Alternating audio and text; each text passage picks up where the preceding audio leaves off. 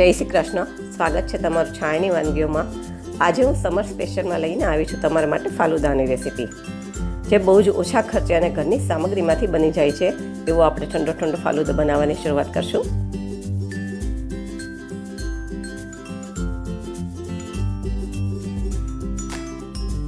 હવે આપણે પહેલાં તકમરિયા પલાવવાના છે, તો એના માટે એક બાઉલમાં 2 ચમચી જેટલા આપણે તકમરિયા લઈશું અને એની અંદર અડધો બાઉલ જેટલું પાણી નાખશું.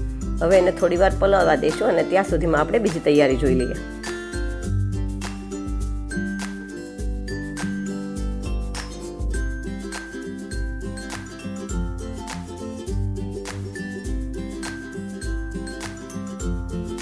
હવે આપણે ફાલુદા માટેની સેવ તૈયાર કરશું. તો એના માટે એક પેનમાં મેં અડધી ચમચી જેટલું ઘી લીધું છે અને અડધા નાના બાઉલ જેટલી સેવ લીધી છે, એ નાખી દઈશું. હવે આ સેવને આપણે 2-3 મિનિટ જ શેકવાની છે, કેમ કે આમાં મેં રોસ્ટેડ સેવ લીધી છે. અને તમે જો કોર્નફ્લોરની સેવ બનાવીને લઈ છે એ લેવી હોય તો તમે એ પણ બનાવી શકો છો. જો તમને મારી વાનગીઓ પસંદ આવે તો મારા વિડીયોને લાઈક કરજો, શેર કરજો અને મારી ચેનલને સબસ્ક્રાઈબ કરજો.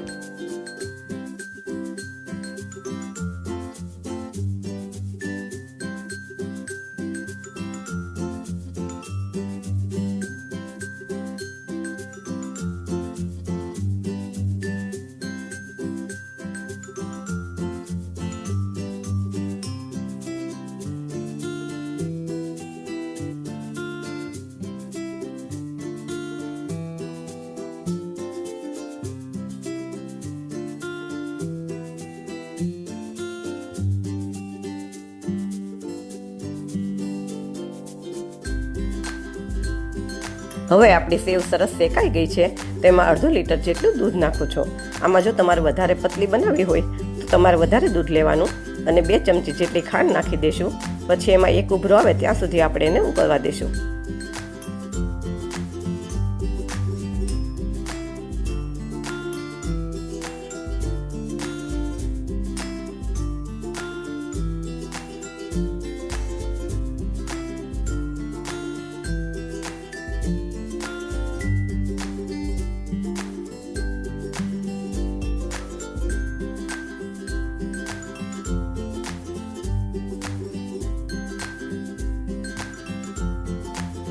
હવે આપણી સેવ તૈયાર થઈ ગઈ છે, તો એને એક વાસણમાં કાઢી લેશું.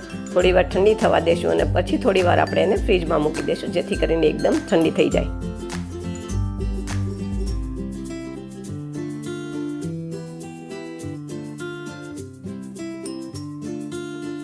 હવે ફાલુદો તૈયાર કરવા માટે એક ગ્લાસમાં 3 ચમચી જેટલું ખસખસ સિરપ નાખશું.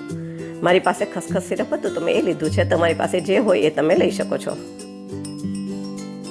પછી આપણે એની અંદર જે આપણે તકમરિયા પલાવીને પહેલા રાખ્યા હતા એ 2 ચમચી જેટલા નાખી દઈશું. હવે આપણે જે સેવ તૈયાર કરીને રાખી હતી એ આમાં પોણો ગ્લાસ ભરાય ત્યાં સુધી નાખશું.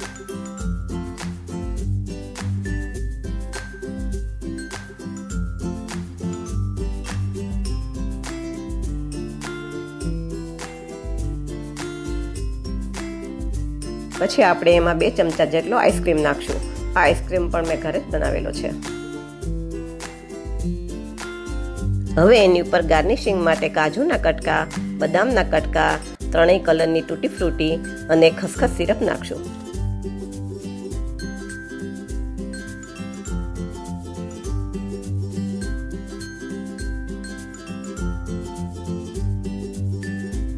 હવે આપણો ખસખસ ફ્લેવરનો ફાલુદા તૈયાર થઈ ગયો છે.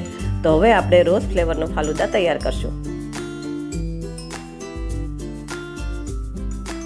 હવે આપણે બીજા ગ્લાસમાં 3 ચમચી જેટલું રોઝ સિરપ લેશું અને સાથે 2 ચમચી જેટલા તકમરિયા નાખી દેશું.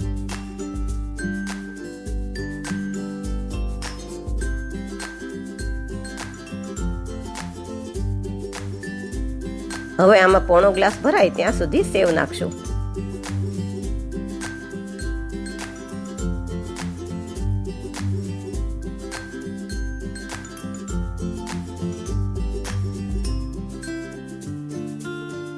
પછી આપણે એની અંદર આઈસ્ક્રીમ નાખશું. પછી એની ઉપર બદામના કટકા, કાજુના કટકા, 3 કલરની તૂટી ફ્રૂટી અને રોઝ સિરપ નાખી સર્વ કરશું. તો તૈયાર છે આપણા ખસખસ અને રોઝ ફ્લેવરના ફાલુદા. આવી જ નવી રેસીપી સાથે ફરી મળશું. Thank you.